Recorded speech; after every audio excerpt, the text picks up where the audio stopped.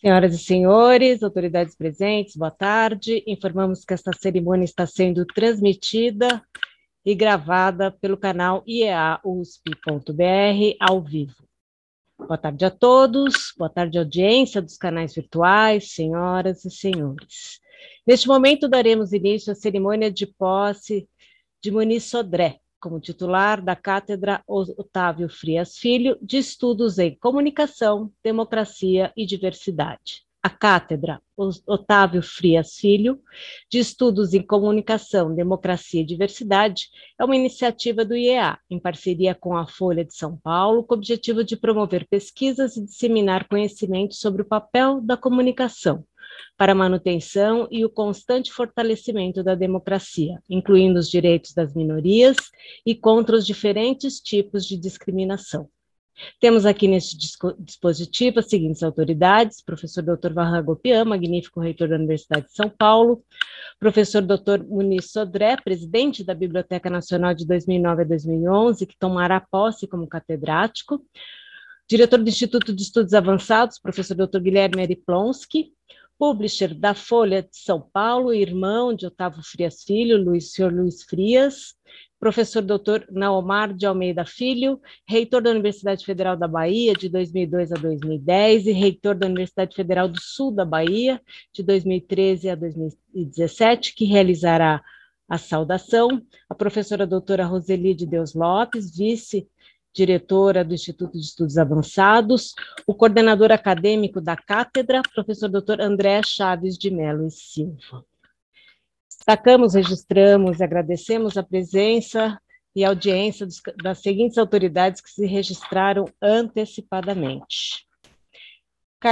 O professor Dr. Carlos Henrique de Brito Cruz, professor emérito da Unicamp, Marco Antônio Hatten Benetton, procurador da Assembleia Legislativa, Tatiana Filgueiras Pimentel, vice-presidente de Educação, Inovação e Estratégia do Instituto Ayrton Senna, Janine Saponara, diretora do LIDE Sustentabilidade, Patrícia Sobral de Miranda, diretora da Faculdade de Comunicação Social da UERJ, Maria Adélia Paulino dos Santos, diretora técnica da Prefeitura de Barueri, Aparecida de Fátima Nogaroli, diretora da Actis Comunicação, Negócio e Atitude, Felipe Albuquerque Russo, diretor executivo da Saga Pro, Paulo Jorge Pandargian, diretor-geral da PAN Brasil, Comunicação Empresarial, Mariluce de Souza Moura, diretora do Instituto Ciência na Rua, André Lázaro, diretor da Fundação Santilana, Jânio Maria Carlos Vidal, diretor da TV Tropical, Luiz Gleiser, diretor artístico da Rede Globo, aposentado, professor Dr. Edmundo Chada Baracá, pró-reitor de graduação, José Antônio Vizentim, superintendente de Prevenção e Proteção Universitária da USP, Gerson Yukilton Manari, superintendente de Assistência Social da Universidade de São Paulo, professor Marcos Nogueira Martins, coordenador da Agência USP de Inovação, professor Silvio Silvério da Silva, diretor da Escola de Engenharia de Lorena, professora Janina Onuc, diretora do Instituto de Relações Internacionais, professora Marília Afonso Rabelo Buzalaf, vice-diretor da Faculdade de Odontologia de Bauru, e o professor Dr. Antônio Vargas de Oliveira Figueira, diretor executivo da Fundação de Apoio à Universidade de São Paulo. Ouviremos agora as boas-vindas do coordenador acadêmico da cátedra, André Chaves de Mello Silva. Boa tarde a todos. Professor Vahan Gopian, magnífico reitor da Universidade de São Paulo. Professor Guilherme Ariplonsky, diretor do Instituto de Estudos Avançados. Professora Roseli de Deus Lopes, vice-diretora do Instituto de Estudos Avançados. Senhor Luiz Frias, presidente do Grupo Folha e publisher do Jornal Folha de São Paulo. Senhor Sérgio Dávila, diretor do Jornal Folha de São Paulo. Senhor Vinícius Mota, secretário de redação do Jornal Folha de São Paulo, professor Cláudio Tognoli, nosso parceiro nesta empreitada, professor Naomar de Almeida Filho, titular da Cátedra Alfredo Bose de Educação Básica, também do IEA, que contribuiu conosco de maneira decisiva ao estabelecer a profícua ponte entre a Cátedra Otávio Frias Filho e o professor Muniz Sodré, demais autoridades presentes, pesquisadores da Cátedra Otávio Frias Filho, demais convidados. Boa tarde a todos. É com alegria que estamos reunidos nesta cerimônia para dar posse como primeiro titular da Cátedra Otávio Frias Filho de Estudos em Comunicação, Democracia e Diversidade ao professor Muniz Sodré. Professor emérito da Universidade Federal do Rio de Janeiro, o professor Sodré traz para a cátedra sua experiência como um dos mais respeitados e atuantes pesquisadores do fenômeno comunicacional, da democracia e da diversidade no Brasil e no mundo. Acredito que a escolha do professor Sodré será muito importante para o futuro da cátedra, dado que os primeiros anos são sempre fundamentais em qualquer projeto, pois se baseiam em ações estruturantes cujos efeitos perduram ao longo do tempo, na medida em que se tornam parte dos alicerces das iniciativas. O projeto de fundação da Cátedra Otávio Frias Filho de Estudos em Comunicação, Democracia e Diversidade tem como meta a criação de um centro de pesquisas e disseminação do conhecimento sobre o papel da comunicação para a manutenção e o constante fortalecimento da democracia, incluindo os direitos das minorias e contra os diferentes tipos de discriminação, raça, gênero, classe, entre outros. Trata-se de uma homenagem ao jornalista e advogado Otávio Frias Filho e ao seu legado, popularmente conhecido como Projeto Folha. Formado pela USP, diretor de redação do jornal Folha de São Paulo, Otávio Frias Filho mudou o jornalismo brasileiro ao fortalecer a atuação jornalística independente, voltada para o permanente monitoramento do poder, mas sem abrir mão de sua ampla cobertura do cotidiano, da economia, da cultura, da ciência, tecnologia e tantos outros assuntos que fazem parte da vida social contemporânea. E fez isso a partir da criação de um novo padrão de produção profissional do jornalismo brasileiro, ou no jornalismo brasileiro, expresso em seu manual de redação e em tantos outros documentos e ações. Como resultado, temos até hoje um jornal cuja imagem se confunde com o histórico de defesa da democracia, incluindo as diretas já, e, atualmente, a ampliação e o fortalecimento dos direitos das minorias e contra os diferentes tipos de discriminação, cujo modelo é fonte de inspiração para outras mídias brasileiras. A cátedra nasce como um projeto conjunto entre a Universidade de São Paulo, por meio do nosso Instituto de Estudos Avançados, e o Grupo Folha, visando aos estudos sobre a relação entre comunicação, democracia e diversidade, bem como outros fenômenos relacionados, como os novos populismos que ameaçam o Estado democrático de direito. A compreensão desses fenômenos também passa pelo entendimento detalhado de como as fake news e outras formas de disseminação de mentiras que se baseiam na negação da verdade e do conhecimento, incluindo o científico e o tecnológico, estão sendo utilizadas por grupos que têm interesse no enfraquecimento crônico e contínuo dos regimes democráticos. Tal processo precisa, portanto, ser amplamente compreendido para ser melhor combatido, pois enfraquece todas as instituições que sustentam a democracia, incluindo as universidades, as quais têm sofrido constantes ataques, que, em última instância, podem ameaçar sua existência enquanto instituições de pensamento livre, vitais para a sobrevivência democrática. Compreender esse amplo contexto de conquistas dos direitos das minorias, ao mesmo tempo em que crescem manifestações fundamentalistas nas relações sociais e comportamentais cotidianas, bem como o papel dos processos comunicacionais contemporâneos, incluindo a divulgação científica, será o objetivo central da Cátedra Otávio Frias Filho. A contemporaneidade tem se caracterizado pela crise da democracia, com o advento de governos que têm adotado comportamentos antidemocráticos e negacionistas das diferenças, do desrespeito às mesmas, disseminados de diferentes maneiras, sobretudo pela internet. Chama a atenção o fato de que, mesmo com o enorme avanço científico e tecnológico vivenciado pela sociedade contemporânea, permanecem na estrutura mental de parcela significativa da sociedade concepções arcaicas.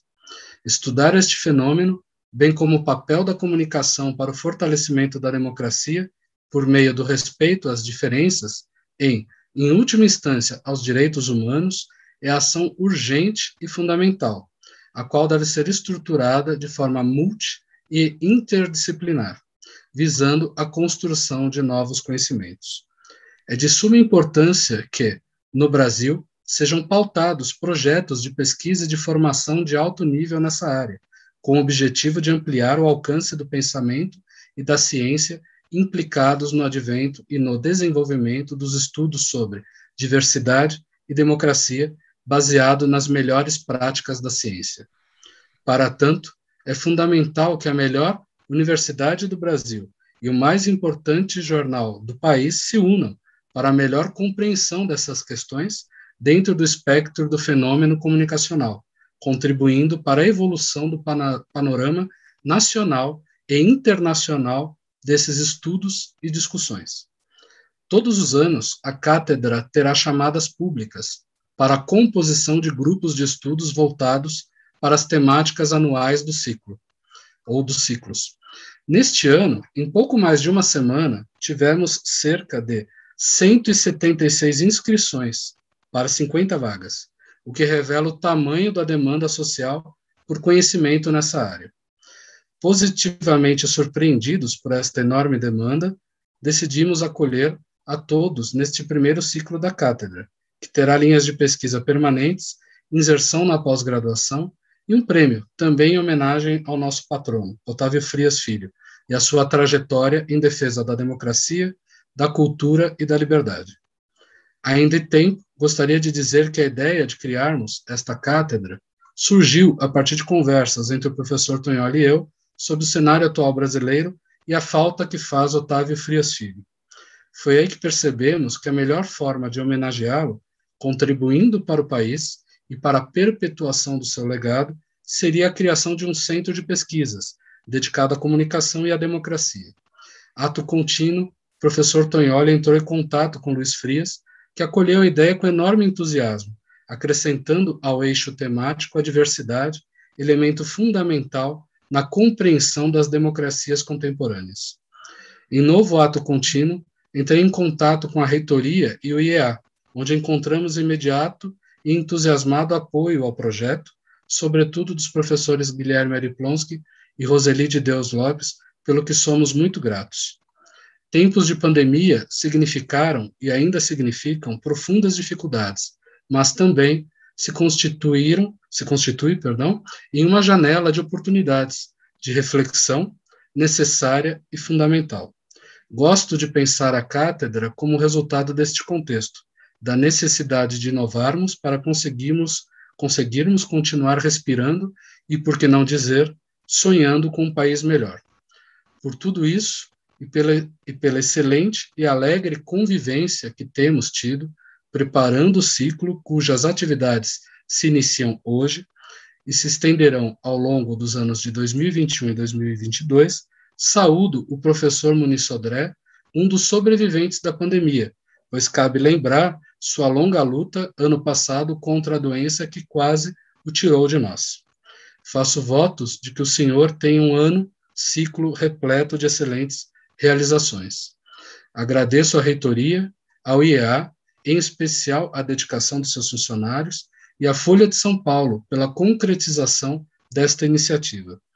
E a todos os presentes que, com a sua presença e humanidade, engrandecem este evento, o nosso muito obrigado. Ouviremos agora as palavras do diretor de Estudos Avançados, professor Guilherme Ariplonsky. Boa tarde, magnífico reitor, professor Varran Agopian, prezado Luiz Frias, publisher da Folha, irmão do patrono da nossa cátedra. Por seu intermédio, saúdo os estimados Sérgio Dávila, Vinícius Mota e Susana Zinger, com quem construímos uma relação de trabalho frutífera e prazerosa. Caro professor Muniz Sodré, que nos dá o privilégio de ser o primeiro titular da cátedra, prezado professor André Chaves de Melo Silva, obrigado pela sua mensagem de boas-vindas, muito densa, muito estimulante, e que é o coordenador acadêmico da cátedra. Caro professor Naomar de Almeida Filho, que fará a apresentação do nosso novo catedrático. querida professora Roseli de Deus Lopes, vice-diretora, em nome de quem saúdo as e os colegas da USP, em particular a valorosa equipe do IEA, que ajudou e ajudará na operação da cátedra. Serei breve. O saudoso Otávio Frias Filho tem uma ligação histórica com o mundo universitário. Fez graduação na Faculdade de Direito da USP e pós-graduação em Ciências Sociais na Faculdade de Filosofia, Letras e Ciências Humanas, a nossa FEFELESH. Essa experiência certamente o marcou, tanto que, ao ser entrevistado nos idos de 2010, Otávio declarou que, abre aspas, sempre pensei em fazer carreira intelectual, acadêmica. Pensei até em fazer carreira política, mas nunca pensei propriamente em atuar aqui. Aqui significa a Folha. Fecha aspas. Entendo que esta cátedra, de alguma forma, realiza o sonho acalentado por Otávio, não apenas por levar o seu nome. Realiza-o também pelo desafio intelectual do escopo, articular comunicação, democracia e diversidade, temas que, individualmente, já são complexos. E como se isso não fosse suficiente, a cátedra tratará dessa tríade num momento em que a sociedade brasileira, e, por que não dizer, a mundial, se depara com constrangimentos intensos em cada uma das três dimensões. Na comunicação, encontramos a fantasmagoria organizada, conhecida, como o professor André já antecipou, como a indústria de fake news, acrescida do risco de colonialismo de dados.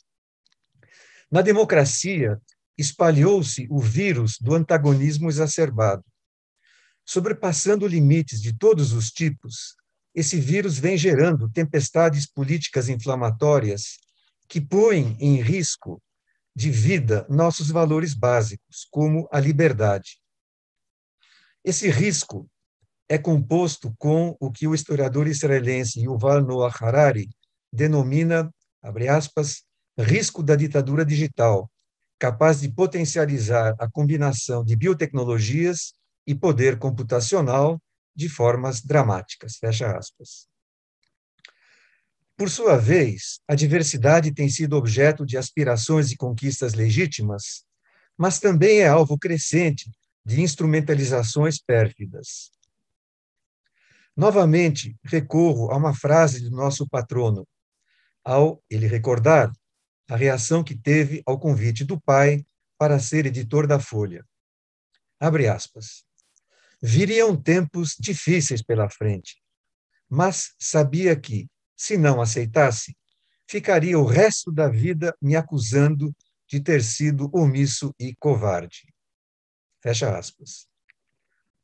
No Instituto de Estudos Avançados da USP, reconhecemos que temos e teremos tempos difíceis pela frente, na comunicação, na democracia e na diversidade.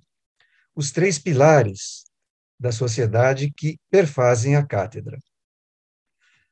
Mas sabemos que, se não aceitássemos o desafio que o reitor da USP e o publisher da Folha nos trouxeram, ficaríamos, por muito tempo, nos acusando de termos sido omissos e covardes.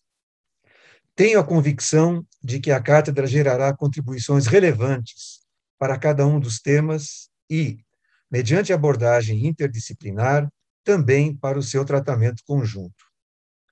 Para isso, temos o privilégio de contar com a sabedoria e simpatia do notável professor Muniz Sodré, que hoje toma posse como o primeiro catedrático.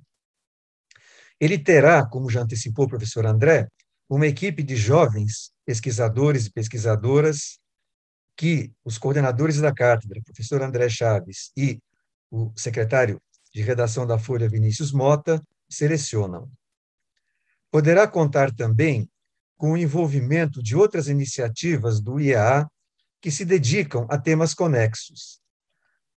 Ilustro com as duas cátedras voltadas à educação básica que mantemos, uma em São Paulo e outra no Polo de Ribeirão Preto, e com os grupos de pesquisa como Qualidade da Democracia e o grupo de jornalismo Direito e Liberdade.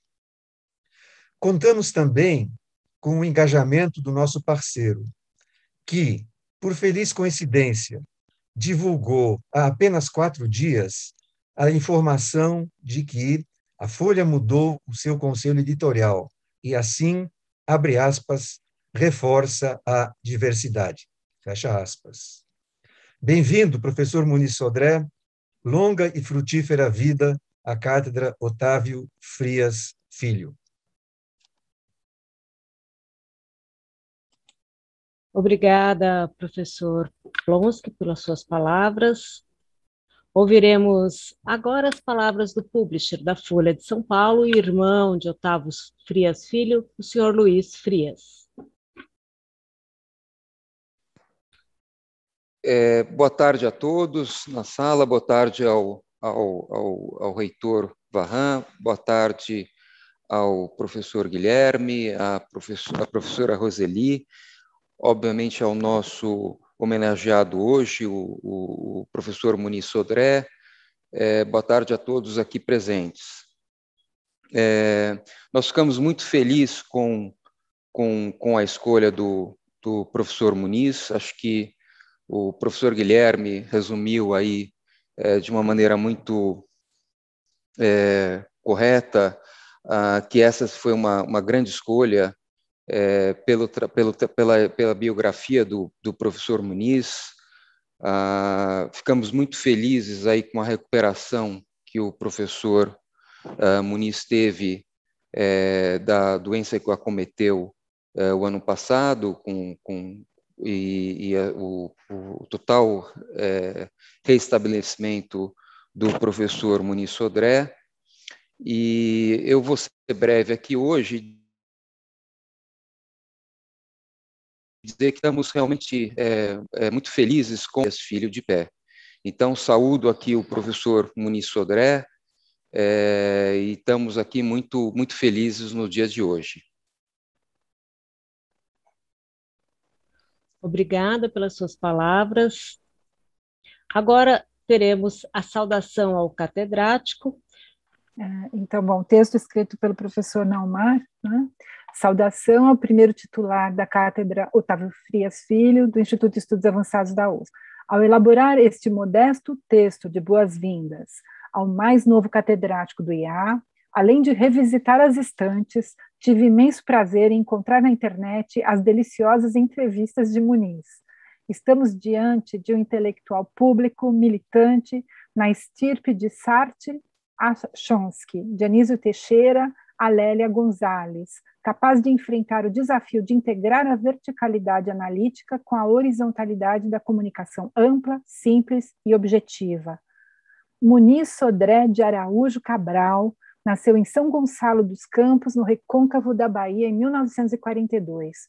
Filho de Antônio Leopoldo Cabral, dentista prático, comerciante de tecidos, poeta, rábula, líder político local, e de Elza Cabral. Por parte de pai, seu avô era um negro nagô, sua mãe era cigana, neta de indígena Tupinambá Abatirá. Muniz Sodré muda-se para Salvador aos 13 anos, trabalha como contínuo num banco, depois no Jornal da Bahia, enquanto faz o ensino médio noturno no Colégio Central da Bahia. Estuda Ciências Jurídicas e Sociais na Universidade da Bahia e Economia no curso livre da Sudene. Gradua-se em Direito pela Universidade da Bahia em 1964, sendo colega de Glauber Rocha e João Ubaldo Ribeiro. Numa entrevista em 2013, declara Muniz: o autodidatismo, apesar da educação formal, foi um caminho quase natural. Aprendi as coisas à margem da trilha, na transversalidade. Fugindo da repressão após o golpe militar, dirige-se ao Rio de Janeiro e depois à França, onde conclui um mestrado em Sociologia da Informação e Comunicação na Université de Paris IV, Paris-Sorbonne, em 1967. De volta ao Brasil, trabalha no Jornal do Brasil como jornalista e tradutor. Atua na editora Bloch, na redação das revistas Fatos e Fotos e Visão, e cria a revista Ele e Ela. Encerra a curta e brilhante carreira no jornalismo e entra na vida acadêmica. Completa o doutorado em Letras, Ciência da Literatura, pela Universidade Federal do Rio de Janeiro, em 1978. Na mesma universidade, torna-se livre-docente em comunicação e funda, com Emanuel Carneiro Leão, o programa de pós-graduação em comunicação da UFRJ. Dirige a TVE no início dos anos 80 e assume a presidência da Fundação Biblioteca Nacional entre 2009 e 2011. Atualmente é professor emérito da Universidade Federal do Rio de Janeiro. Iluminado por Exu e Iemanjá, Muniz é membro de alta hierarquia de um dos terreiros mais antigos do candomblé no Brasil, o Axé Opô Afonjá. Então, eu prossigo daqui. A Ialorixá, Mãe Estela de Oxóssi, lhe consagrou Obá desse terreiro, matriz do culto Naguoqueto, na Bahia. Quando eu era reitor da UFBA, tive a honra de conceder o título de doutor honoris causa à Mãe Estela, em 2005, e a Muniz Sudré, em 2008. Na Academia de Letras da Bahia, Muniz ocupa a cadeira que tem como patrono o poeta Castro Alves, na qual sucedeu justamente a Mãe Estela de Oxóssi. Muniz é conhecedor e estudioso apaixonado pelo idioma iorubá, que considera, aspas, uma língua lindíssima, em que todos os tons têm valor semântico, fecha aspas. Discípulo do lendário Mestre Bimba, criador da capoeira regional, Muniz é também um reconhecido capoeirista. Muniz Sudré é um dos mais importantes intelectuais da atualidade no Brasil e na América Latina no campo da comunicação. Sua obra escrita é vasta e diversificada. Mais de 200 de artigos, capítulos e comunicações acadêmicas e 36 livros publicados no Brasil e no exterior. Sua contribuição acadêmica se desdobra em 3 vertentes. Primeiro, o campo geral de teoria da comunicação e teorias da mídia. Em segundo lugar, a questão da cultura afro no Brasil. Terceiro, epistemologias da transversalidade. Um dos seus primeiros livros, A Comunicação do Grotesco, Introdução à Cultura de Massa Brasileira, publicado em 1973, rapidamente tornou-se um clássico da literatura nacional sobre teoria da comunicação. Nessa vertente de estudos da mídia, entre outros, destacam-se A Máquina de Narciso, 1992, A Verdade Seduzida por um Conceito de Cultura no Brasil, 1994, e Antropológica do Espelho, uma teoria da comunicação linear e em rede, em 2002. Aprecio, pessoalmente, sua contribuição mais recente a essa linha de estudos, intitulada As Estratégias Sensíveis, Afeto, Mídia e Política, que é uma transição para uma abordagem conceitual crítica do problema do conhecimento e seus atravessamentos e confrontações com outros saberes, no contexto do multiculturalismo contemporâneo. Muniz define as estratégias sensíveis como movimentações e organização de movimentações, tanto no âmbito das relações presenciais, quanto no das relações comunicativas, com o objetivo de sensibilizar. Segundo Muniz, no plano do sensível, o que impede o outro de se aproximar e de se abrir para o afeto, que aparece como uma barreira demarcadora da diferença e das desigualdades, é o racismo. Na vertente de estudos sobre antirracismo, etnicidade, política e identidades, além da pioneira abordagem socioantropológica, O Terreiro e a Cidade, a forma social negro-brasileira, de 1988, cabe destacar o livro Claros e Escuros, Identidade, Povo, Mídia e Cotas no Brasil, de 1999, decisivo para a emergência de políticas de ações afirmativas nas conservadoras universidades públicas brasileiras. Nessa perspectiva, Muniz elabora uma rigorosa e escura crítica aos racismos estrutural e principalmente sistêmico da sociedade patriarcal brasileira. Para Muniz, o racismo é um mal-estar de todos os seres humanos, não somente um problema para o Ocidente cristão, mas, sobretudo, um mal-estar civilizatório. Nessa vertente, defende a prioridade do etnos sobre o demos. Este foco crucial de uma construção imaginária da sociedade política no sentido europeu, cosmopolita, urbano. Numa recente entrevista, em 2019, interpela-se, e a nós todos, abre aspas, por que falar em etnia se vivemos na modernidade do demos? A dimensão do etnos nunca foi realmente superada, suplantada historicamente pelo demos. O demos nos obriga por meio da lei e pela educação, mas as identificações fortes que fazemos são pelo lado do etnos, quer dizer, de origem familiar, de origem fenotípica, que é a questão da cor, de origem religiosa e de identidade de gênero. Isso é o que eu chamo de etnos. Fecha aspas.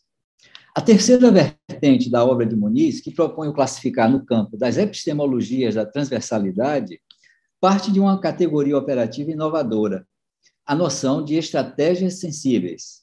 Na sequência, Muniz escreve A Narração do Fato, Notas para uma Teoria do Acontecimento, em 2009, e A Ciência do Comum, Notas para o Método Comunicacional, em 2014.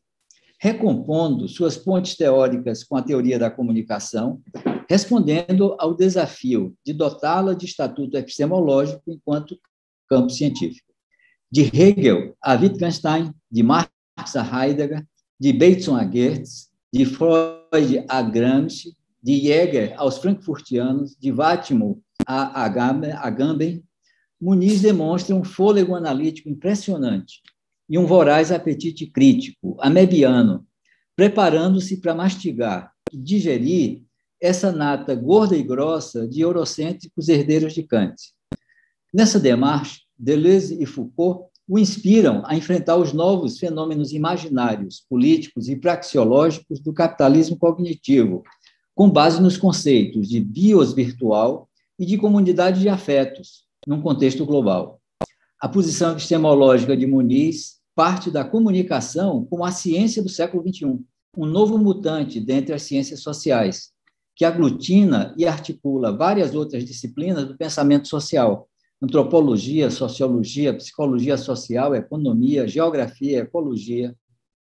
Não obstante toda a riqueza, consistência e criatividade dessa fase, que, na minha opinião, é uma fase propedêutica, a maturidade e robustez da proposta teórica de Muniz se revela no par de livros que completam essa vertente. O primeiro, intitulado Reinventando a Educação, Diversidade, Descolonização e Redes, de 2012, inclui uma esperançosa abertura de diálogo com a perspectiva da ecologia de saberes de Boaventura de Sousa Santos. Muniz nos leva a pensar, na esfera da educação e da pedagogia, uma possibilidade de recriação do vínculo social, sensibilizando da criança ao adulto para a questão da diferença, tanto no plano cognitivo quanto no plano afetivo. Para Muniz, as relações de família, as relações amorosas, as relações de afeto, as relações de amizade, as relações de piedade, de compaixão, são vinculativas. São elas que trazem o interior para fora e fazem com que o que se encontra fora modifique também o interior. São as relações que estruturam a forma social. No segundo livro, publicado em 2017, um dos poucos escritos de Muniz Sodré sem subtítulo, o título é Pensar na Go. Nesse livro, Nietzsche, Rancière e Foucault são trazidos como representativos de um pensamento ultrapassado e postos em contraste com filosofias orientais e com as inquietações das epistemologias do Sul, com um foco para o que Muniz chama de filosofia negra. Porém, os poderes da organização econômica capitalista, as desídias das necropolíticas do ultraneoliberalismo e as racionalidades dos signos eurocentrados não precisam ser renegados, e sim deglutidos e regurgitados. Por isso, vale a pena buscar analogias do grego ao nagô, linhagens arcaicas que se tocam e se renovam. A tese principal dessa intrigante obra é que o pensamento nagô, alegoricamente tomado como ilustração das cosmologias africanas e ameríndias, supera o imperativo da ordem linear cartesiana e o vacilo conflitivo da dialética hegeliana, simplesmente assumindo que a contradição não precisa necessariamente de síntese. Uma diferença não precisa gerar uma disputa destrutiva que só se realiza com a derrota de um competidor. Numa ginga de aproximação e afastamento, de atração e repulsão, pulsante, como na capoeira, joga-se uma roda rítmica sem conflito. O pensamento Nagô é representativo do que Muniz chama de filosofia negra, onde pensar o sensível de modo diferente implica uma relação com os saberes na qual não se busca apenas compreender, mas, sobretudo, entender sempre afetivamente e apaixonadamente. Não somente a paixão, o amor carnal e o amor cristão, mas também o ódio, a raiva, o nojo, o desprezo, as invisibilizações, os apagamentos. Tudo isso se encontra envolvido nos atos para subjugar o outro, nas políticas de opressão e, principalmente, nas políticas de ressentimento. Por isso, a arqueogenealogia das paixões e dos afetos é tão importante, principalmente pelas possibilidades de se resgatar nas filosofias negras e ameríndias a ideia e a realidade da alegria como espírito coletivo, razão de generosidade e compartilhamento. Enfim, Muniz se autodefine como um intelectual negro moderno, descendente de cigano, nagô e tupinambá, sempre em movimento. Como seus ancestrais, quando quer conhecer um objeto, procura cercá-lo de todos os lados. Para ele, uma questão social pode ser compreendida, vista e revista por todos os lados, pelos ângulos da economia, da política, da história, da cultura, da ideologia. Uma pergunta sobre espiritualidade pode ser considerada e, às vezes, até respondida pela antropologia, pela psicanálise, pela ancestralidade, pela filosofia hindu, pelo pensamento Nagô. Querido amigo Muniz Sodré, Obado Axé Opo Afonjá, guardião dos lugares de luz de Castro Alves e Mãe Estela de Oxóssi, com alegria Nagô, gostaria de reafirmar que é justamente este o espírito do nosso Instituto de Estudos Avançados da USP, que, neste momento, honrado, lhe acolhe como primeiro titular da cátedra Otávio Frias Filho. Muito obrigado pela honra, Muniz, de estar aqui e essa alegria de estar lhe saudando em nome de todos os colegas da nossa cátedra e do nosso instituto. Obrigada, professor Naumar. Antes da conferência do catedrático, então, Muniz Sodré, sobre o povo brasileiro, anunciamos as palavras do professor Dr. Vahan Agopian, magnífico reitor da Universidade de São Paulo. Boa tarde a todas e a todos, boa tarde aos que estão nessa sala de chat, boa tarde aos nossos ouvintes, participantes das redes sociais. Com muita alegria que nós instalamos a Cátedra Otávio Frias Filho, a cátedra em nome do homenageando o nosso ex-aluno da Faculdade de Direito e depois pós-graduado na Faculdade de Filosofia, Letras e Ciências Humanas. E eu quero dar as boas-vindas ao professor Muniz Sodré, primeiro catedrático, o primeiro titular dessa cátedra, professor emérito da nossa co-irmã Universidade Federal do Rio de Janeiro, jornalista de grande renome, aliás, que o Naumar, de uma maneira brilhante, fez uma saudação, apresentando o catedrático e principalmente, explicando a postura dele, que vai ser muito interessante nessas nossas tarefas. Quero também aproveitar, cumprimentar os nossos parceiros do grupo da Folha de São Paulo, o publisher o Luiz Frias, o jornalista Sérgio Dávila, o jornalista Vinícius Mota e os demais membros do grupo aqui presentes. Eu quero também saudar os dirigentes do nosso Instituto de Estudos Avançados, o professor Ari Plonsky, a professora Roseli Lopes, por darem guarita e permitirem a oportunidade de instalarmos essa cátedra. ao André Chaves e ao Cláudio Tognoli pela ideia que trouxeram, e, logicamente, eu acho a universidade não poderia se furtar essa ideia.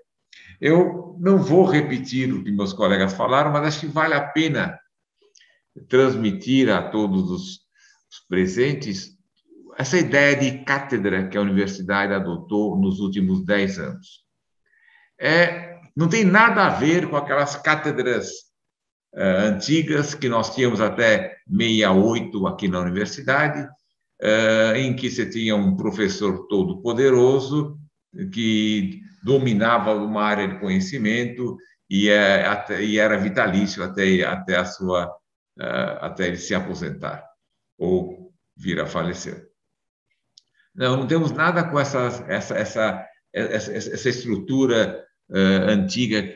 A cátedra surgiu nos últimos 10 anos com a ideia de termos, com apoio externo, termos uma oportunidade de trazer um intelectual, um grande profissional do meio, uma pessoa destacada na sua área de atuação dentro da universidade e dar a oportunidade para que os nossos docentes e os nossos alunos, principalmente os alunos de pós-graduação, tenham a oportunidade de interagir com esse ou essa profissional que tem uma visão diferente das visões, dos pontos de vista da nossa equipe. Então, é muito importante, é uma ideia de agregar uma visão diferente ao que os professores da universidade normalmente transmitem. E essa iniciativa foi de muito sucesso.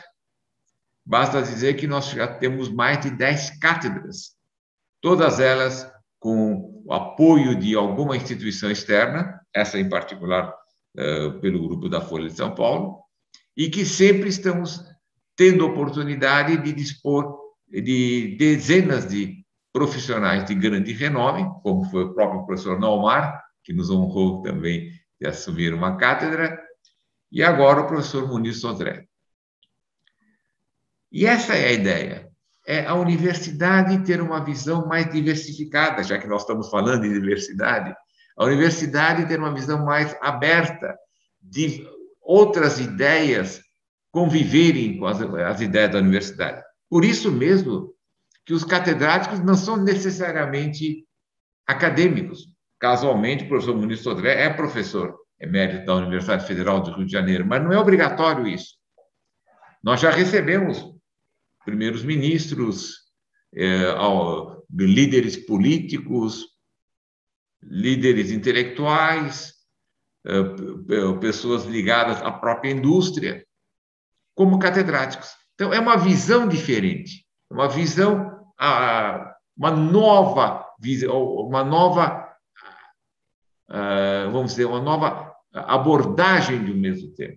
Então, para nós, isso é muito enriquecedor. Para os nossos alunos, é fantástico. Por isso, sabendo que íamos ter como catedrático o professor Muniz Sodré, lógico que 170, 180 candidatos se inscreveram para disputar uma posição de poder trabalhar e discutir com uma pessoa como ele. Então, essa é a grande experiência de sucesso e eu fico muito contente, eu agradeço ao Grupo Folha pelo apoio, pela parceria, para que a gente possa ter uma cátedra dentro da nossa universidade, homenageando um ex-aluno nosso, um grande jornalista que realmente, como foi dito, revolucionou a imprensa no Brasil, e poder dispor dessas pessoas, dessas personalidades que nos ajudem a pensar um pouco mais sobre comunicação, sobre democracia, sobre diversidade. E eu saúdo de novo o professor Muniz Sodré e agradeço a ele ter aceitado esse convite, agradeço ele ter se disposto a dedicar um período da sua vida para nos ajudar nessas discussões e como também já acho que foi o André que falou, o primeiro catedrático é uma pessoa-chave, e por isso que a seleção foi feita com muito cuidado, porque o professor Muniz certamente vai começar a dar o norte dessa cátedra e certamente as suas orientações, as suas abordagens vão ser fundamentais para a consolidação dessa iniciativa. Meus amigos, minhas amigas,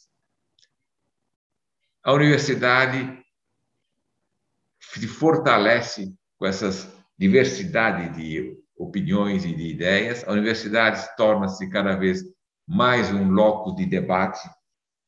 Mas, mais do que isso, eu acho que é uma oportunidade para que os nossos jovens, as nossas jovens, alunos e docentes tenham a oportunidade de se aperfeiçoar ainda mais e se tornarem melhores profissionais para o nosso país. Então, bem-vindo, professor Muniz. Muito obrigado aos nossos parceiros, muito obrigado a todos, muito obrigado aos nossos colegas que estão dando guarida e ajudando a fortalecer essas iniciativas. E bem-vindo, professor Muniz. Acho que todos estamos aqui aguardando a sua aula inaugural. Obrigado. Obrigada, professor Varran. E agora, teremos a conferência do catedrático professor Muniz Sodré sobre o povo brasileiro, inaugurando, assim, esta cátedra. Obrigada.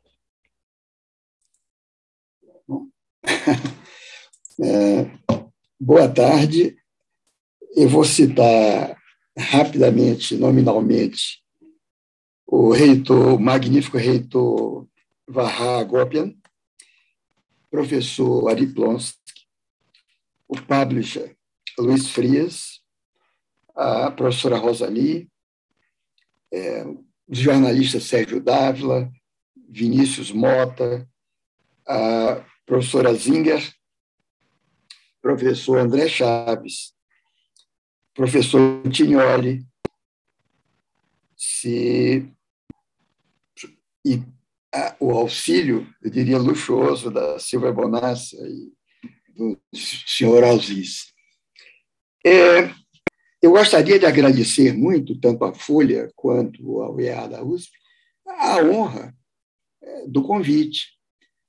Esse convite é particularmente significativo esse momento em que se aponta um certo horizonte de perigo para as universidades brasileiras, que eu vejo um movimento de desmonte, um movimento de ataque, pode ser circunstancial, mas ele existe.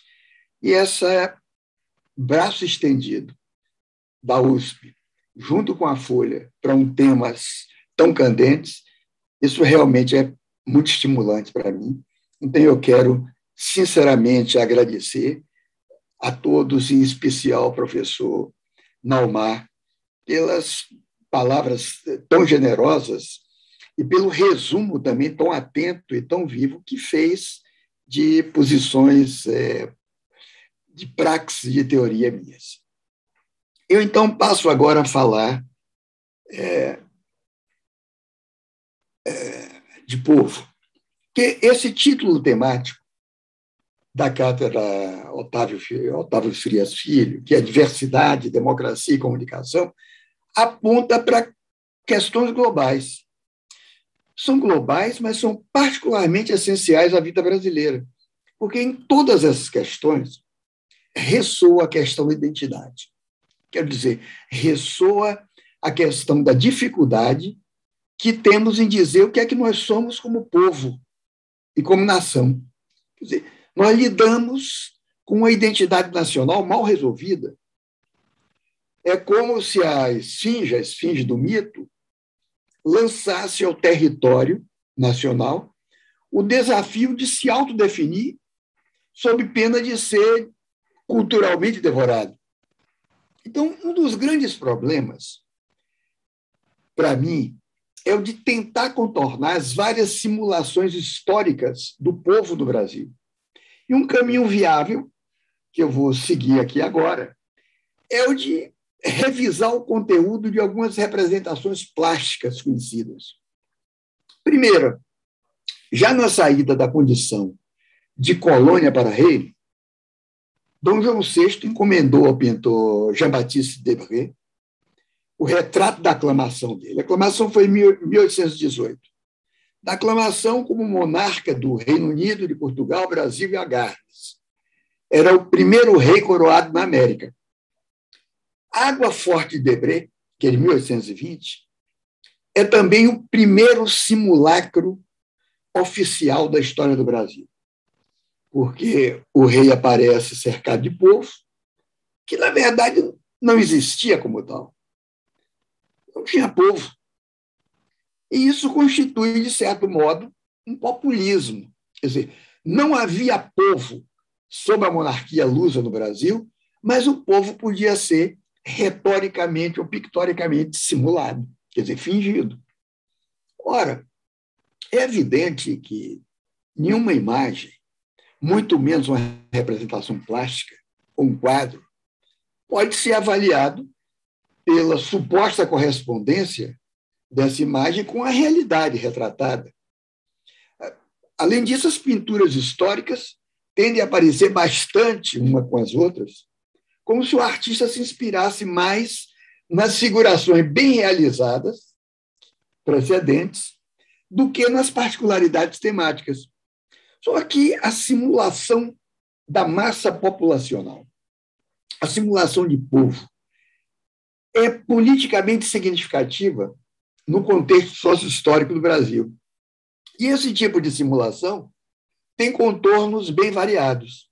Por exemplo, no quadro A Primeira Missa no Brasil, o quadro foi executado entre 1859 e 1861, Vitor Meirelles ele se baseia no relato de Pero Vaz de Caminha para criar uma figuração histórica e exaltar a natureza. Mas presta atenção, esse quadro foi pintado em Paris. E foi pintado em Paris no momento de afirmação do Estado Nacional Brasileiro, portanto, à sombra do Segundo Reinado. E esse quadro se inspira na obra de Vernet, que foi autor da imagem do quadro da Missa de Celebração da colonização francesa na África do Norte. Há uma ideologia de fundo, Meirelles, e essa ideologia de fundo ratifica, confirma o poder estruturante dos europeus nas colônias.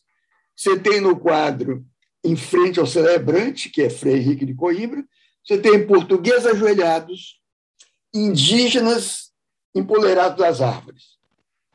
O povo aí é esse. É português ajoelhado e indígenas empoleirados na África, compondo o público.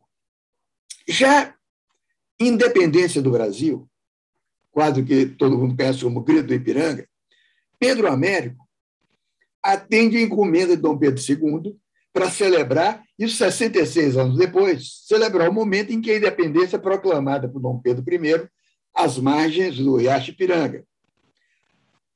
De novo, vejam só, esse quadro foi pintado em Florença, porque Pedro Américo desfrutava ali de uma bolsa de estudos concedida por Dom Pedro II, pelo imperador.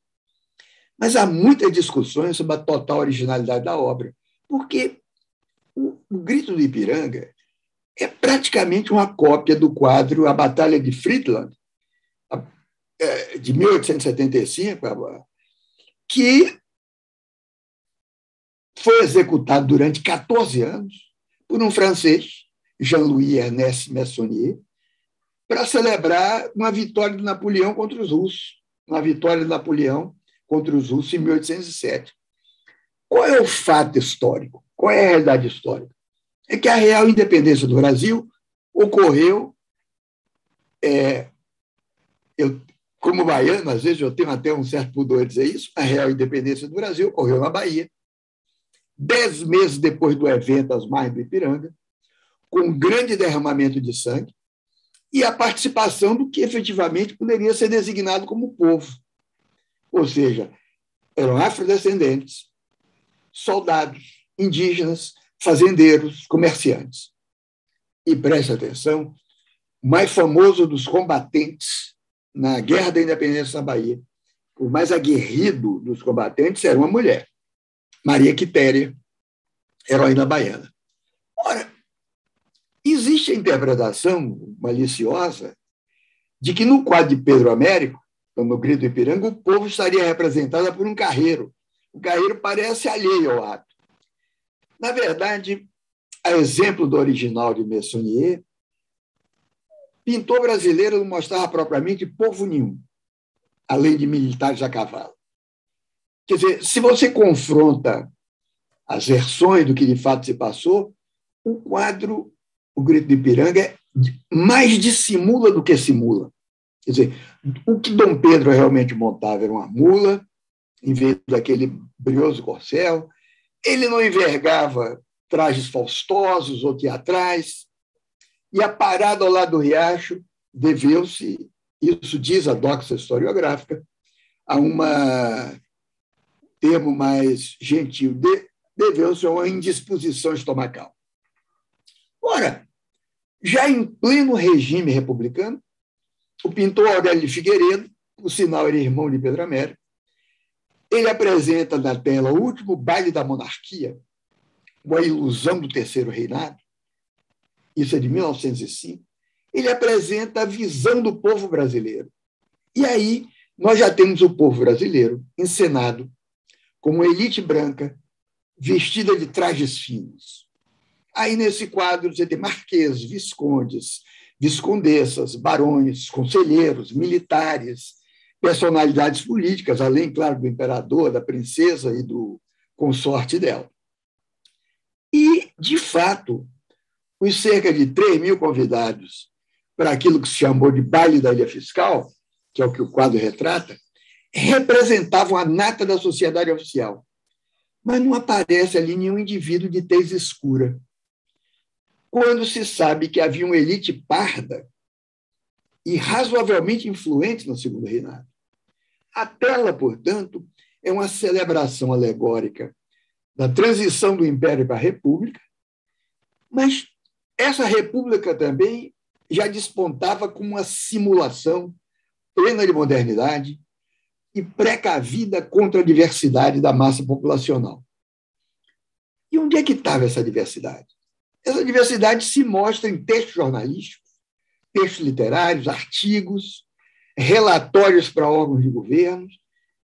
É aí que se contornam as descrições da pequena burguesia comerciante burocrática e que se detém principalmente nas relações da massa empobrecida com as habitações dela, são as casas de cômodo, as estalagens, os cortiços, falo basicamente aqui do Rio, e mais tarde as favelas. Essas habitações que são definidas como focos de decadência social e foco de epidemias. Eu dou como exemplo disso a descrição de um conhecido engenheiro especialista em geopolítica urbana aqui do Rio, da época, que chamava-se Everardo Backhäuser. Ele dizia, olha, são as ruas da Cidade Nova, da Gamboa, da Freicaneca, que sempre foram a habitual residência da gente pobre aqui no Rio, as que hoje continuam a ser procuradas por quem? Por trabalhadores, carroceiros, homens de ganho, catraieiros, caixeiros de bodegas, lavadeiras, costureiras de baixa freguesia, mulheres de vida reles, expressão dele. Esse texto de Backhäuser é impressionista, destinado a leitores de classe alta, com o intuito muito claro de traçar uma linha divisória entre a suposta modernidade das famílias aceitáveis e a promiscuidade da vida coletiva. Então, ele faz uma categorização hierárquica da pobreza. Nessa categorização, as estalagens e os cortiços, que em si mesmos já eram alvos da erradicação sanitarista e urbanística, se situavam acima das classes de cômodos. E nessas casas de cômodos, prestem bem, imigrantes, que sempre foram colocados à parte dos escravos, mas nessas casas de cômodos abundavam italianos, e ele diz, italianos vadios ressonam dias a fio nesses ambientes nauseabundos. Negras cheias de óleo na carapinha descantam mudinhas, lavando roupas a liberam nas alcovas, estendendo-as em telhados. Quantas vezes encordam nos próprios aposentos, que adquirem pela persistência uma atmosfera quente e úmida, impossível de respirar. Crianças nuas e sujas esfregam-se no chão imundo e, no meio disso, mulheres de baixa extração, pretas em geral, em trajes ignóbeis, baralhando-se na mesma colmeia com moças pobres, mas recatadas. Vejam só, é uma imagem terrível.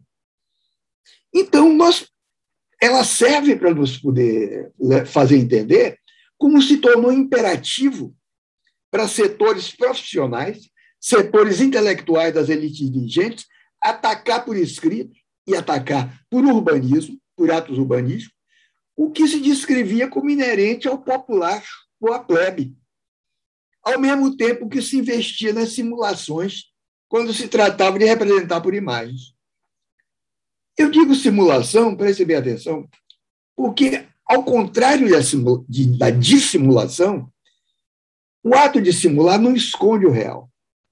A dissimulação esconde o real, como na prestigiação do mágico, por exemplo. O real se esconde. Mas o ato de simular não esconde.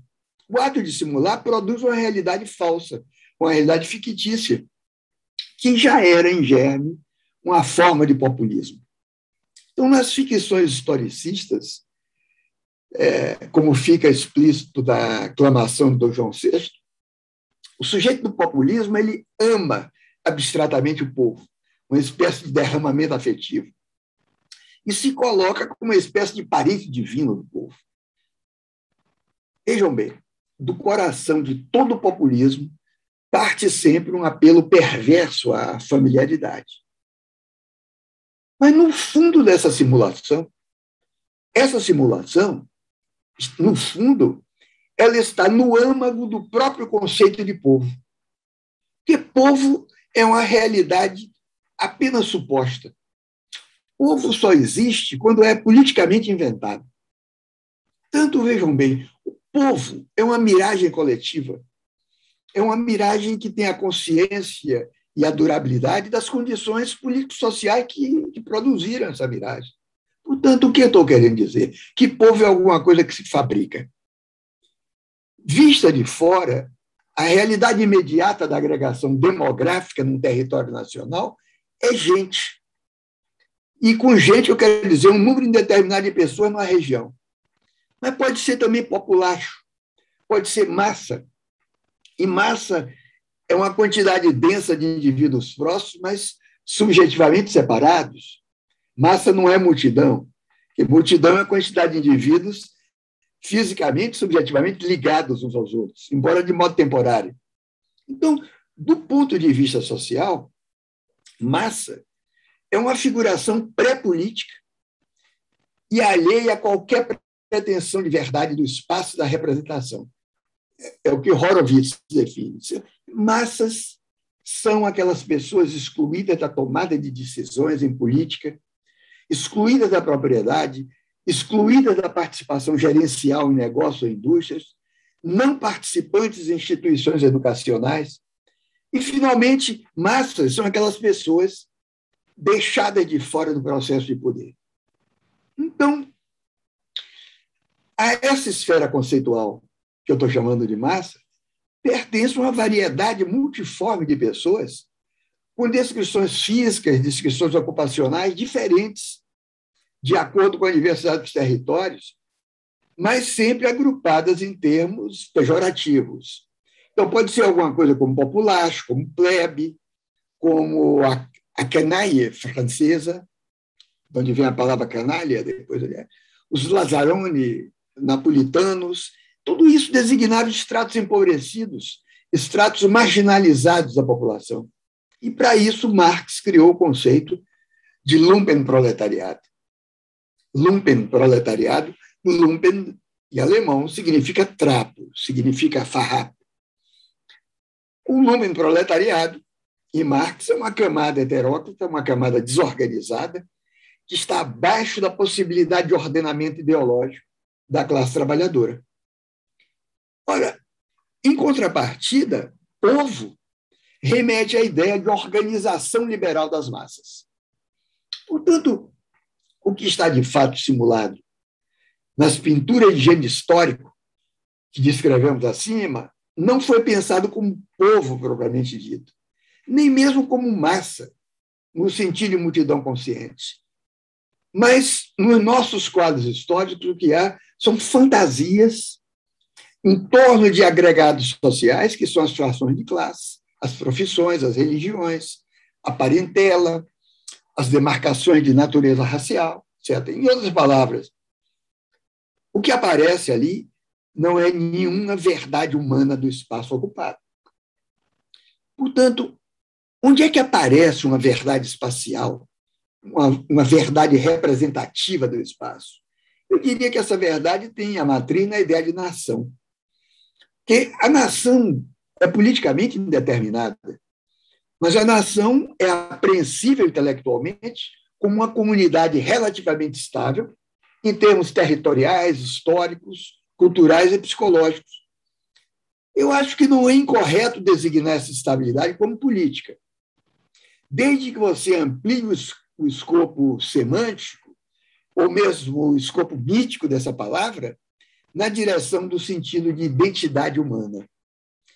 Quando eu digo identidade humana, eu falo do complexo vinculativo que liga o indivíduo a um quadro contínuo de referências, um quadro constituído pela intersecção da história individual dele com a do grupo onde ele vive.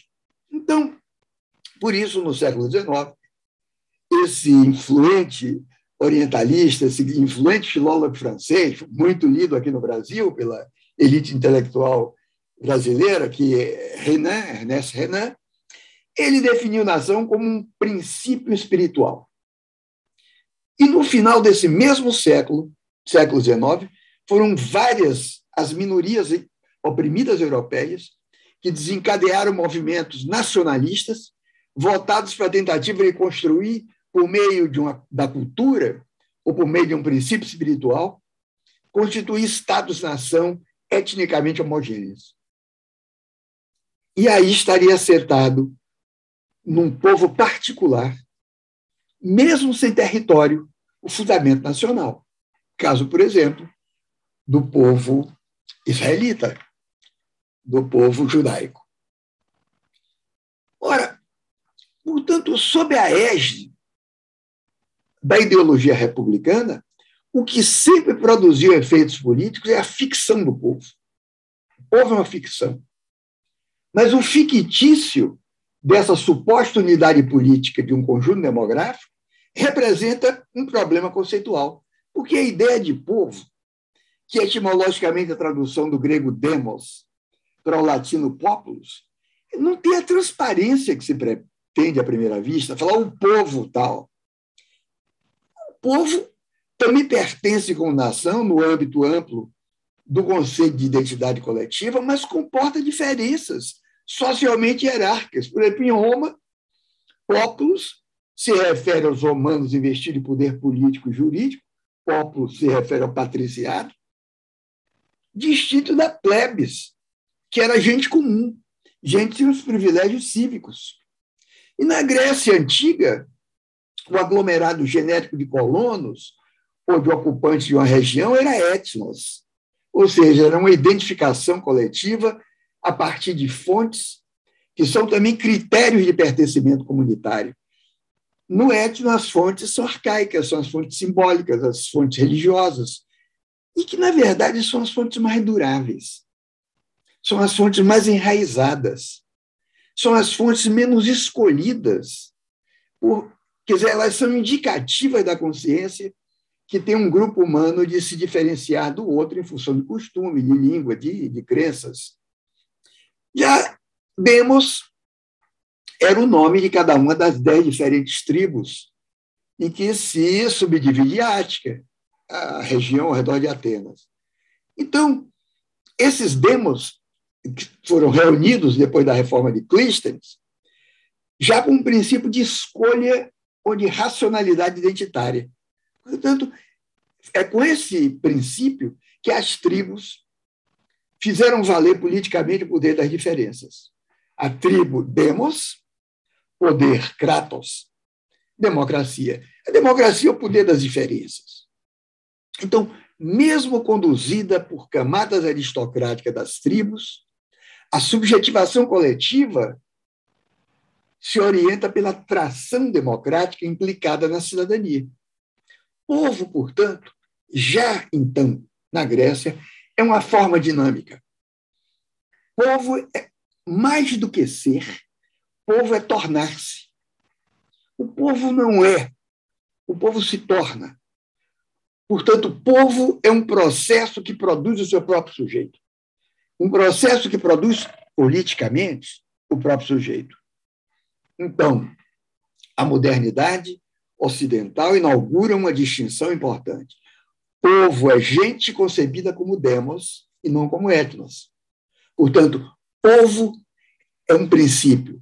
Povo é o princípio político que transforma a população como gente amontoada, ou gente agregada, em sujeito de uma soberania, ou sujeito de uma determinada autonomia frente ao poder do Estado. Jacques Rancière nos diz a propósito disso, ele diz, olha, a política, a partir do momento em que existe a esfera de aparecimento de um sujeito, esse sujeito é o povo. E o atributo particular desse povo, desse sujeito, portanto, é ser diferente de si mesmo, é ser internamente dividido. Ora, vamos aceitar, portanto, aqui, que povo se defina, em princípio, como uma forma coletiva de subjetivação. Politicamente, é grande a importância dessa noção, porque essa noção favorece a identidade hegemônica, a identidade tutelada pelo Estado. O poder estatal só se perpetua, só consegue se perpetuar, graças ao mito de potência que se constitui ao redor de povo, porque o povo é visto como uma essência de liberdade garantida por leis, garantida por direitos. Então, o povo é um conceito europeu, nesse sentido. Povo é um produto da filosofia moral do iluminismo. E associar povo à nação foi uma estratégia de desenvolvimento, uma estratégia de consolidação do poder do Estado liberal. Então, nessa dupla, povo e nação, é o povo que é dominante, a tal ponto que não se poderia alimentar uma ambição política para si mesmo ou para todos se você não tem como evidência que o povo é soberano. E esse povo aparece como referente obrigatória, como a fonte e a norma de toda a política, desde que ressoaram na Europa, ressoaram no mundo os ideais da Revolução Francesa. O povo, portanto, eu repito, o povo não é uma população, o povo é um princípio. E a ideologia do povo é o conjunto sistemático das significações deduzidas desse princípio. Portanto, preste atenção. Trata-se de uma construção sociopolítica que encena o demos. Isso é o povo. Como se fosse uma peça de teatro. O povo é encenado ao modo de uma peça dramática e se encena buscando naturalizar, por meio de narrativas, por meio de mitos, a vinculação entre o agente social e a parte ativa que ele tem na polis. É essa ficção básica que legitima as eleições nas democracias parlamentares. Então, do ponto de vista político-antropológico, a moderna prevalência de demos sobre etnos pertence ao âmbito do conceito de humanidade, que é um conceito exclusivamente ocidental. Preste atenção. Humanidade é uma ideia renascentista, uma ideia que aparece no momento decisivo da história moderna, que Brodel chamou de longo século XVI, quando se intensifica a ação dominadora dos europeus sobre os outros povos numa escala planetária. Então, o humano, o que nós chamamos de humano, se define de dentro para fora, de dentro da Europa para fora, renegando a autoridade a partir de padrões hierárquicos estabelecidos pela cosmologia cristã e referendados, claro, pela filosofia secular. É desse referendo que provém o juízo epistêmico de que o outro é sempre etnos aí. ou é antropos. O outro não tem plenitude racional. Se não tem plenitude racional, seria ontologicamente inferior ao humano ocidental. Por isso que são notórias as feiras antropológicas, os zoológicos humanos, uma espécie de parque temático de pessoas e costumes tidos como exóticas que foram realizadas na Europa desde a segunda metade do século XIX até as primeiras décadas do século XX. É nessas feiras ditas antropológicas que se produzia como entretenimento, como diversão, o espetáculo racista da diferença entre demos e etnos. Pois bem, esta é a mesma antropologia idealista responsável pela naturalização de conceitos como a propriedade privada, como os mecanismos do mercado, o processo do trabalho e do capital, tudo isso que recebeu de Marx uma crítica decisiva. Por que decisiva? Porque a análise marxista desmontou a armação conceitual que sustenta a ficção do povo e desmontou, mostrando que a referência ideal dessa ideia, povo, aparece quando historicamente se rompe a comunidade tradicional e quando emerge a concentração urbana de massas desenraizadas.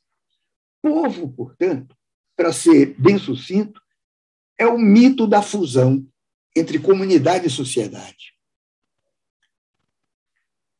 Se nós quisermos falar de outras fusões, a gente olha, se nós pensarmos o mito da fusão de comunidade com Estado, nós temos um regime totalitário.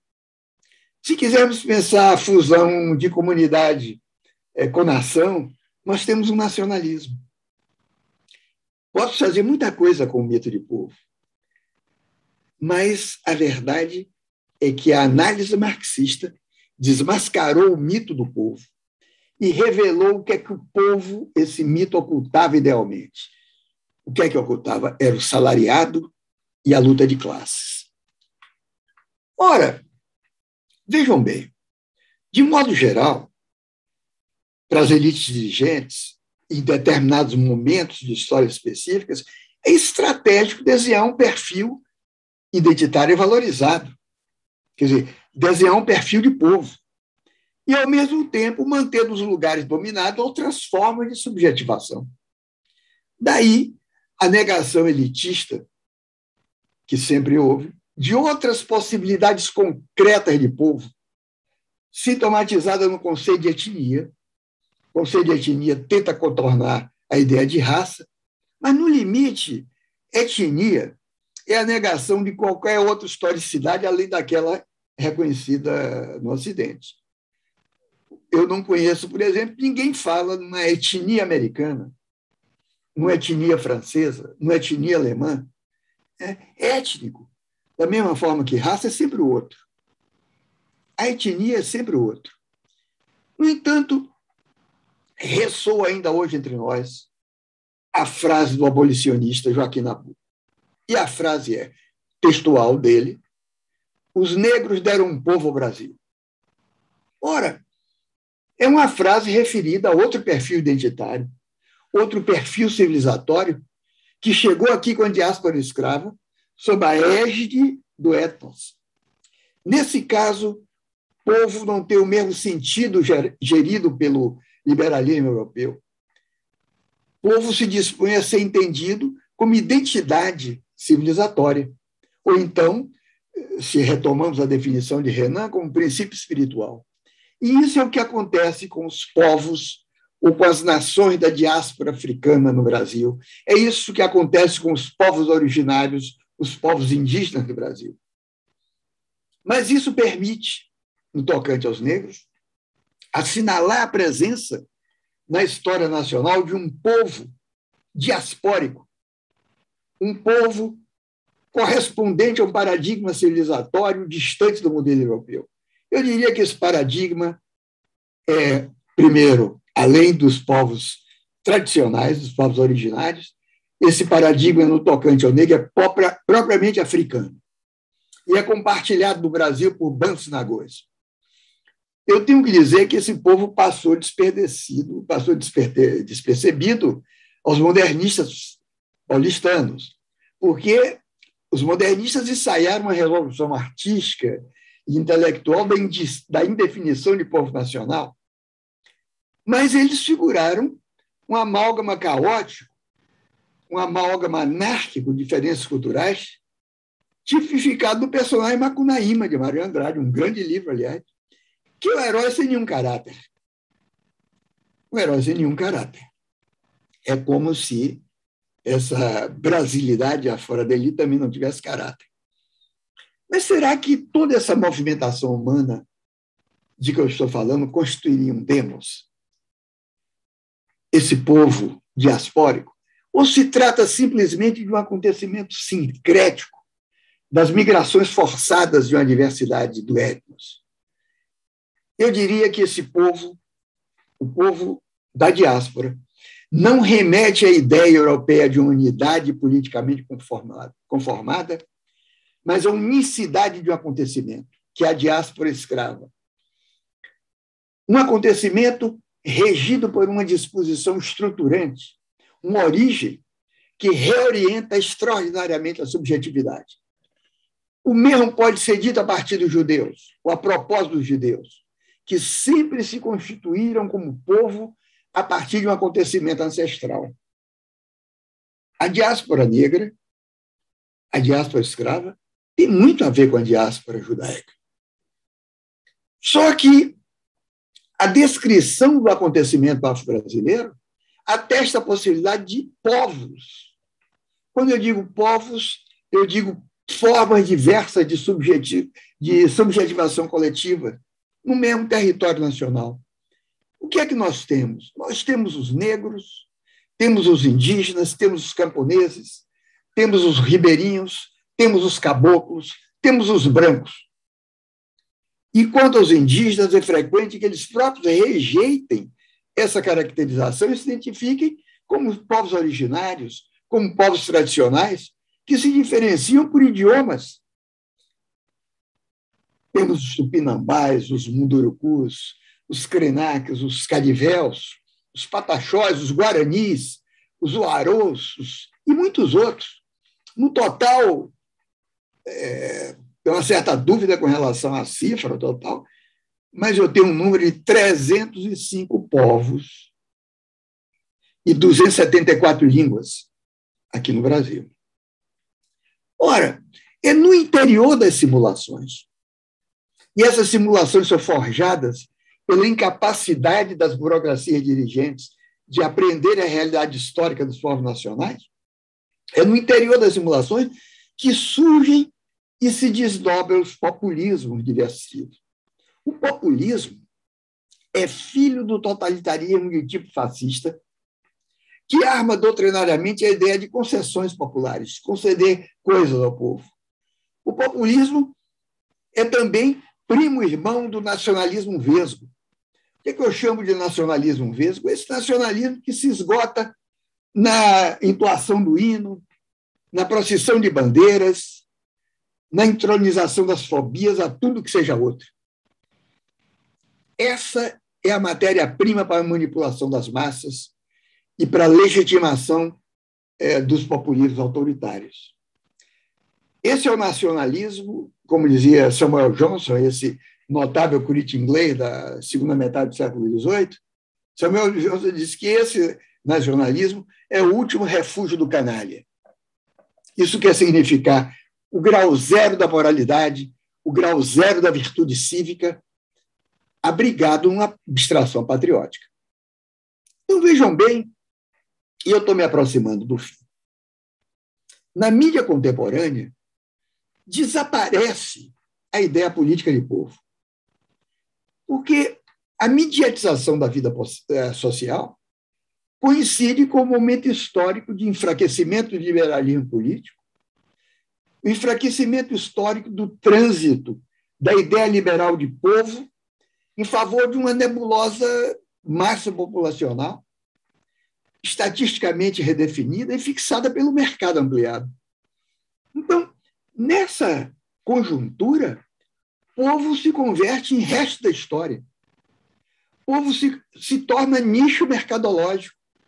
Quer dizer, quando a ideia de povo é esvaziada de sua historicidade política, ela se presta a classificações diversas, classificações fluidas, que variam desde as acepções outrora atribuídas ao lumpenproletariado até a identificação de uma nova fração de classe média que fica à margem dos mecanismos institucionais de representação. Ora, de fato, se o povo era uma fabricação do fenômeno político clássico, era uma ficção, a massa consumidora hoje é uma fabricação do social mediatizado. O poder exercido sobre essa massa não decorre apenas de aparelhos de Estado, de aparatos de Estado, mas decorre de organizações empresariais que acumulam e concentram gigantescas quantidades de informação sobre os segmentos sociais de usuários, mais usuários do que povo. Eu cito aqui um crítico, caríssimo amigo, de quem eu sou grande admirador, Jean Baudrillard, já falecido. Ele diz que a massa não pode ser mais objetivada em termos políticos, porque ela não é mais representável. A massa anula todos aqueles que pretenderiam apreendê-la. Quer dizer, em termos políticos, essa massa anula todos que pretenderiam representá-la. E dessa massa só podem dar conta, como em física e matemática, a lei dos grandes números e o cálculo das probabilidades, portanto, as sondagens e as estatísticas. Em outras palavras, e vou terminar, a massa contemporânea não é um sujeito, como povo, nem é um objeto político. A massa contemporânea é um simples efeito de simulação, tal como o povo nessas históricas representações pictóricas de que eu falei aqui.